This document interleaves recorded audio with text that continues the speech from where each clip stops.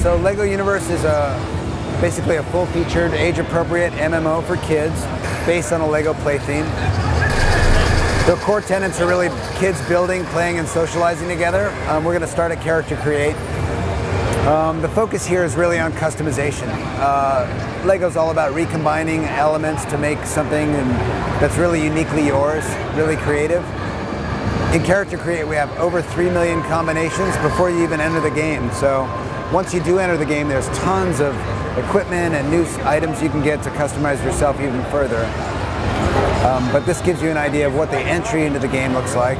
You can choose your hair, you can choose your facial expressions, your clothes, etc. Let's move on and name our character. So since this is an MMO, you can still customize your own name, but we also have what we call a nameinator, which are pre-moderated names that you can combine just so that you have something to be identified in the world with that's instantly safe while your custom name is moderated. Lego has a very, very serious commitment to child safety, so we're doing a number of things inside Lego Universe to make sure this is a family-friendly game, really safe for kids. Let's move on to the adventure part of the game.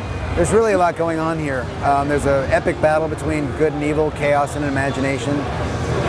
And kids and players play that out through this world, or these multiple worlds inside Lego Universe.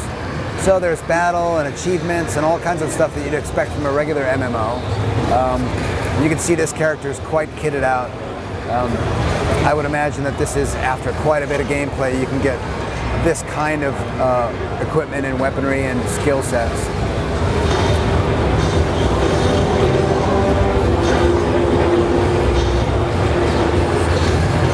There's a pretty firm focus on battle here, simply because the target audience for Lego Universe, which is really Lego fans of all ages, but specifically kids 8 to 12, really like to smash things in battle, so there's plenty of that for kids here. The control scheme is very, very similar to the Traveler's Tales games, like Lego Star Wars, Lego Batman, Lego Indiana Jones. So having any experience with those games, wow, that was really cool. Gets you into this game pretty quickly. So there's a very, very low barrier to entry for gamers who are familiar with any other Lego titles. There's also quite a bit of building going on. Lego challenged us, NetDevil at the development studio, to really take building in a Lego game to a new level. So while we have quick build, which is basically the same as all the Traveler's Tales game, where there's a little pile of bricks in the world and you come up to it and you sort of repurpose that. It's not really a creative act, but you are getting the sort of metaphor across that you're building something. There's some mild platforming here, so this is one of our early levels, so it's still making sure that kids are sort of getting their feet wet, making sure they can navigate the world and get around comfortably. More on that build stuff. Let's see. There's a quick build coming up here. Okay. So we have 3 methods of building. Quick build is the one that quotes those Traveler's Tales functionality the closest, which is basically repurposing a pile of bricks to turn it into something unique. Maybe it helps you get up an elevator or across a bridge or into a new play area. It's very familiar to anybody who's played those games.